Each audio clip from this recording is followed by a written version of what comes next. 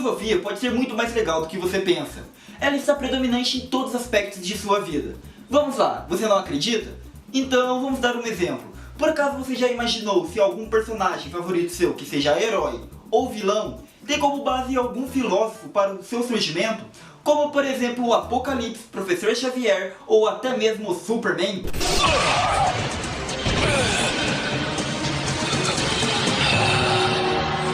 E na área do entretenimento não é só em desenhos que a filosofia está presente. Podemos ver aí também em filmes ou séries, como por exemplo Jogos Mortais ou até mesmo em The Walking Dead. Sabe o que acontece se não seguimos as regras? O sangue debaixo das unhas da vítima é do John Kramer.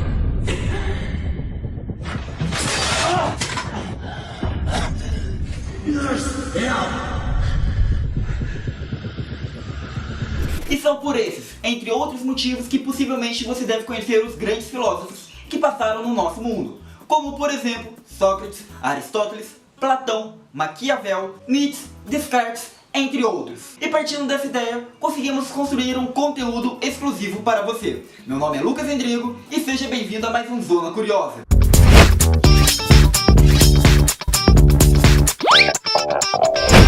Fala, moços da internet, antes de mais nada, já se inscreva no canal, deixe seu like e claro, me siga nas redes sociais, porque isso não custa nada e é totalmente de graça.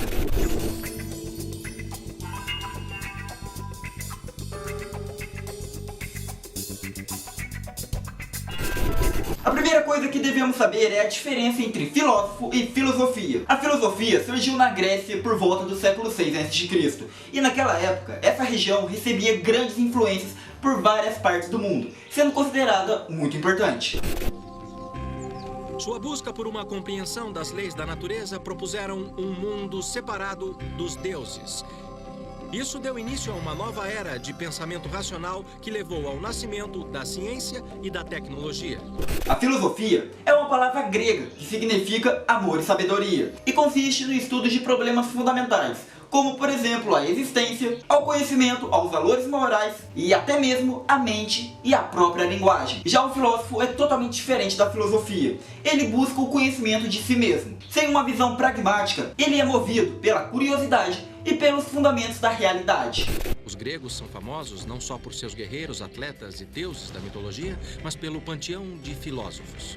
Ao se perguntarem sobre questões chaves do tipo de onde viemos e para onde as coisas vão, ou como as coisas funcionam e por quê, os antigos gregos foram os primeiros da história a olhar o mundo à sua volta com olhos inquiridores.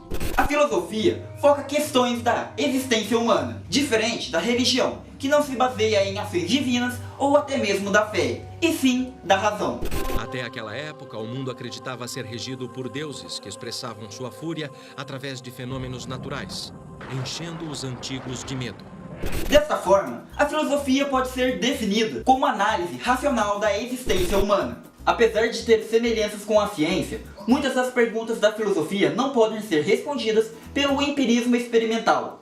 Filosofia pode ser dividida em vários ramos. A filosofia do ser, por exemplo, inclui a metafísica, ontologia e a cosmologia, entre outras disciplinas. A filosofia do conhecimento inclui a lógica e a epistemologia, enquanto a filosofia do trabalho está relacionada às questões éticas. Diversos filósofos deixaram seu nome registrado na história humana, e alguns deles podem ser aceitos, outros condenados e alguns mesmos até debatidos. Mas apesar dessa grande extensão de conhecimento dentro da filosofia, hoje iremos nos basear em 4 pontos específicos, sendo elas a filosofia oriental, analítica, marxista e até mesmo a pós-moderna. Filosofia oriental. Embora a filosofia oriental não seja aceita pela maior parte dos acadêmicos, o pensamento produzido no Oriente, especificamente na China, na Índia, por hinduístas ou até mesmo pelos budistas, possui algumas qualidades equivalentes à filosofia ocidental. Sem dúvida, a filosofia oriental é mais intuitiva que a ocidental, e menos racional, o que contribui para a inclinação mística e hermética. Mas não se pode negar os paralelos que possui principalmente com a filosofia antiga. Ambas as ideias surgiram por volta do século 6 a.C. E podemos ver aí que elas têm uma certa semelhança entre si.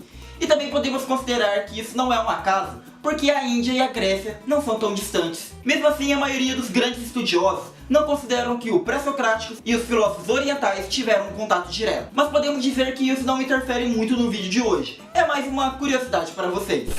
Isso é uma falta de ética. Aquela pessoa não tem ética. A Comissão de Ética do Congresso vai analisar a postura dos parlamentares. O fato é, assim como a ciência, a arte ou até mesmo a área mística, a filosofia sempre esteve presente de forma latente no ser humano, que sempre buscou o conhecimento de alguma forma. E a partir daqui podemos considerar que a ética moderna é basicamente uma ética mutante. Já Platão, seu discípulo, observou que o que nos destrói é a injustiça, a desmedida e a desrazão. A justiça é, na polis, reflexo da ordem e da harmonia do universo. Pela justiça, nos assemelhamos ao que é invisível, divino, imortal e sábio. E essa ideia começa a ser passada como racionalista. Tudo isso porque ela consegue se adequar à filosofia moderna, conseguindo se fundamentar na razão humana. E Aristóteles concluiu que a sociedade é uma espécie de comunidade, e toda comunidade se forma com vistas a alcançar algum bem. A ideia de Kant consolida a moral como lei, tornando as mesmas como obrigação. Tudo isso porque necessitamos viver bem em sociedade, onde há diversas pessoas que diferem em pensamentos uns dos outros. Surge aí então o comprometimento do dever, que o obriga o indivíduo a colocar a felicidade em segundo plano. Vive-se na razão, mas existe um controle que regula essa razão. Ao longo do tempo, o pensamento kantiano teve sérias críticas. Ethos significa costume, uso, hábito. E o verbo eiota, ter costume, ter hábito. Ethos se refere ao costumeiro. A ética contemporânea teve seu início por volta do século XIX. E foi dentro de um universo de possibilidades que o novo pensamento ético nasceu e começou a contestar o racionalismo absoluto e assumir a existência de uma parte inconsciente em todos os homens. As principais correntes dessa ética contemporânea são essas daqui. E dessas 5 correntes, iremos nos focar em 2, a filosofia analítica e, claro, o marxismo. Filosofia analítica. A filosofia analítica é uma vertente do pensamento contemporâneo. Sendo assim, vários filósofos com pensamentos diferentes reivindicaram essa ideia. Tudo isso por causa de um ponto comum, que a filosofia se baseia na análise. E dentro da filosofia analítica, ela também possui algumas correntes, como por exemplo o positivismo lógico, que se diferencia pela rejeição de todo ou qualquer tipo de coisa parecido com a metafísica.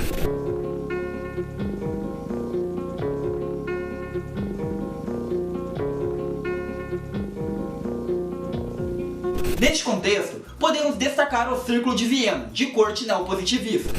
Na passagem do século XIX para o século XX, a filosofia passou por uma nova e profunda remodelação, a chamada virada linguística. Posteriormente, com os autores ligados ao Círculo de Viena e as demais positivistas lógicas, que será visto como um método de análise do significado das proposições da ciência. E assim nasceu a filosofia analítica. O surgimento da filosofia analítica marcou uma nova divisão entre modos de fazer a filosofia. Os próprios filósofos analíticos forjaram o nome filosofia continental. Tudo isso como meio de referir-se às tradições da filosofia, procedentes da Europa continental, principalmente da Alemanha e da França. Com o início da Segunda Guerra Mundial, os principais componentes do Círculo de Viena tiveram que fugir para os Estados Unidos. E com a síntese de sua filosofia, o positivismo lógico, surgiu assim uma nova corrente filosófica, o chamado pragmatismo, ou conhecido também como o pragmatismo moderno. Marxismo. Marx began it. He was the ancestor of modern political genocide. And I don't know that any European thinker of the modern period before Marx and Engels ever publicly advocated racial extermination. I can't find anything earlier, so I presume it starts with them. O marxismo é um conjunto de ideias filosóficas, políticas, sociais e econômicas desenvolvidas e elaboradas por Karl Marx e também por Engels, por volta dos meados de 1848. Seus pensadores perceberam que o trabalho é o conceito-chave da teoria marxista e a luta de classes seria o motor da história, bem como a produção dos bens materiais, que seria o fator condicionante da vida social, intelectual e também política. First appeared in January 1849 in Marx's journal Neue Rheinische Zeitung. Engels wrote of how the class war in Marxian terms means that when socialist revolution happens, the class war happens, there will be primitive societies in Europe 2 stages behind, because they're not even capitalist yet. Filosofia pós-moderna.